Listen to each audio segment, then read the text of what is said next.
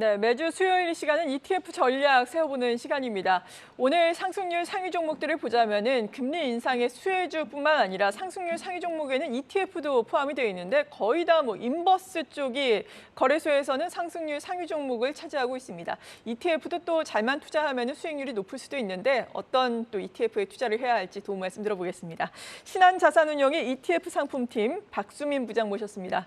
어서 오세요. 네, 안녕하세요. 네, 먼저 한 주 동안의 ETF 동향 어땠습니까? 네, 지난 추석 전 9월 8일 기준으로 일주일 성과 한번 보시겠습니다.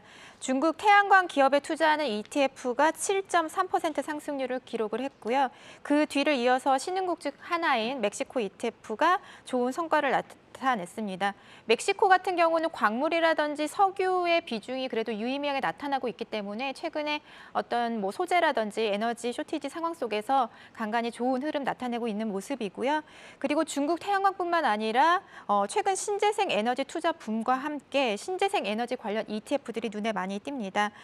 중국 클린 에너지, 풍력이라든지 원전에 투자하는 클린 에너지라든지 그리고 이제 글로벌 미국이라든지 한국을 포함하는 글로벌 전반적인 클린 에너지 ETF도 지난 한 주간 4.4% 상승을 기록을 했습니다. 또한 미국 ETF 산업 생태계에 투자하는 상위 10개 기업에 투자하는 ETF가 좋은 성과를 나타내고 있는데요. 이제 미국 ETF 시장 성장세가 굉장히 좋다 보니까는 운용사라든지 지수 공급자라든지 다양한 그런 산업에 투자하는 ETF 좋은 성과 나타내고 있습니다. 최근 아시겠지만은 러시아 우크라이나 전쟁으로 촉발된 유럽 에너지 안보 문제가 굉장히 큰 문제로 부각이 되고 있죠. 이러한 상황 속에서 이제 태양광이라든지 풍력 등 친환경 에너지 투자가 유럽을 중심으로 확대가 되고 있고 이러한 상황 속에서 글로벌 에너지 가격 상승이 미국을 포함하는 글로벌 국가의 물가 상승을 야기하고 있습니다. 다들 아시겠지만은 전일 밤에 미국 물가 지표가 시장의 예상치를 좀 큰 폭으로 하회를 하면서 글로벌 증시가 흔들리고 있는데요. 에너지 같은 경우는 전월 대비해서 지속적으로 하락하는 모습이긴 했습니다만 천연가스라든지 전기료와 같은 우리 실생활에 밀접하게 되어 있는 에너지 가격이 좀 상승하는 모습을 보이면서 물가 상승 그런 주범으로 에너지가 뽑히고 있습니다. 그런 상황 속에서 미국도 인플레이션 감축 법안 속에서 미국 내 이제 태양광 에너지라든지 다양한 친환경 에너지 투자에 많은 투자를 계획을 하고 있습니다. 그런 상황 속에서 관련된 기업들의 성과가 최근 좋은 흐름을 나타내고 있고요. 지금 보시는 성과는 사실 이제 레버리지와 인버스 ETF는 제외를 했습니다. 네. 우리가 자산의 흐름을 좀 정확하게 알기 위해서는 레버리지 인버스를 제외한 1배 정방향의 ETF 성과를 보는 것이 맞다라고 생각이 들어서 그러한 성과 위주로 갖고 나왔고요. 그리고 최근 1개월로도 한번 보시겠습니다. 네. 미국 에너지 ETF가 굉장히 좋은 성과를 나타냈습니다. 사실 에너지 섹터는 연초 이후에 가장 좋은 흐름을 보이고 있는데요. 아이러니하게도 에너지 안보 문제가 불거지면서 친환경 에너지 투자뿐만 아니라 단기적으로는 원유에 대한 수요가 확대가 되면서 유가가 상승하고 이에 따라서 이제 전통적인 에너지 기업 들의 성과가 굉장히 좋게 나타나고 있습니다. 연초 이후에 미국 대표 지수인 S&P 500 지수는 14% 정도 하락을 했어요. 네. 12일 기준으로. 하지만 S&P 500 에너지 섹터 같은 경우는 12일 기준으로 연초 이후에 48% 상승하는 모습을 보이면서 굉장히 좀 차별화되는 그런 모습을 나타내고 있습니다. 제가 생각하기에는 이제 앞으로도 네. 석유라든지 석탄 등 화석 에너지에 대한 수요는 에너지 안보가 좀 안정을 찾기 전까지는 지속적으로 좀 수요를 나타낼 것이라고 생각을 하고 있습니다. 네, 그렇군요. 아무래도 지난 한 주간의 흐름을 보더라도 그리고 한 달간의 흐름을 보더라도 에너지 쪽의 ETF 상품의 수익률이 상당히 높았습니다. 네. 오늘도 사실 어려운 시장에서 주식 시장만 보더라도 이 시각 현재 현대에너지솔루션 어제 큰 폭의 조정을 받지도 않았어요. 0%대 조정을 받다가 5% 내외로 상승하면서 52주 최고가 경신을 하고 있거든요. 신재생 에너지 쪽의 패러다임 변화를 느낄 수가 있었는데 신재생 에너지뿐만 아니라 같은 맥락에서 보자면 탄소 배출권 네. 쪽도 ETF가 있는 상황이죠? 네, 맞습니다. 지난해 이제 국내 시장에도 탄소 배출권에 투자하는 ETF가 상장이 됐는데 네. 사실 이제 탄소 배출권이라는 개념을 살짝 말씀을 드리자면은 이산화탄소를 배출할 수 있는 권리이고요.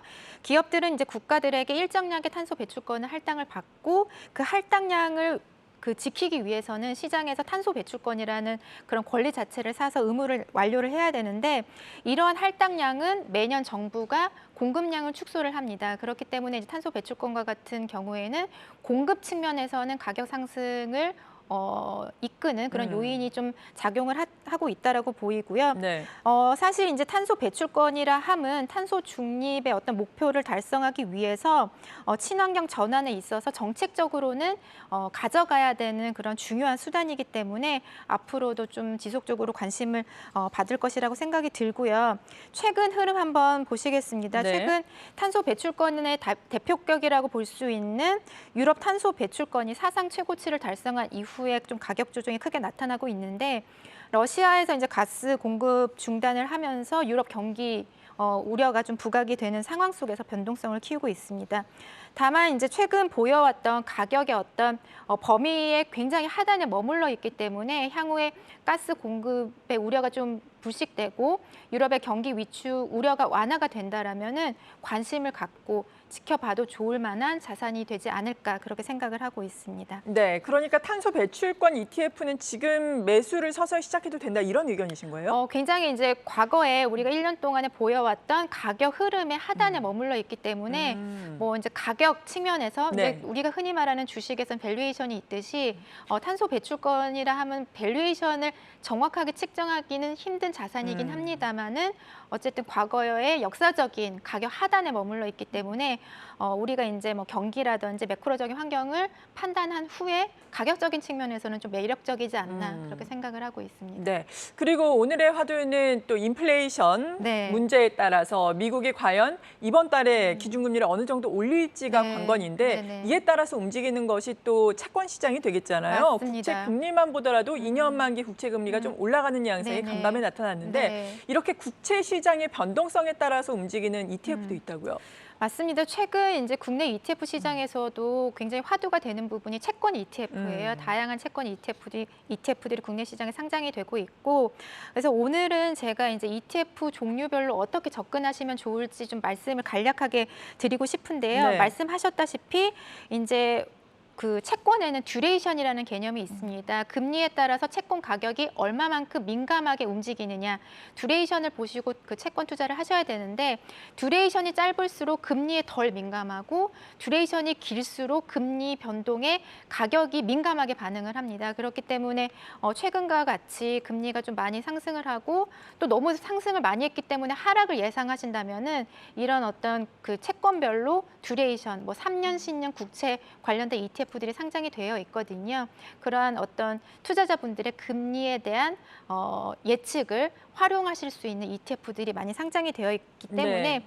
그렇게 활용하셔도 좋을 것 같고, 그리고 이제 듀레이션이 1년 미만의 굉장히 짧은 단기 채권 ETF들도 국내 시장에 많이 상장되어 있습니다. 예. 금리 변동에 덜 민감하기 때문에 우리가 이제 안전자산으로서 채권을 접근을 할 때 단기 채권 ETF를 활용을 하셔도 좋을 것 같고요.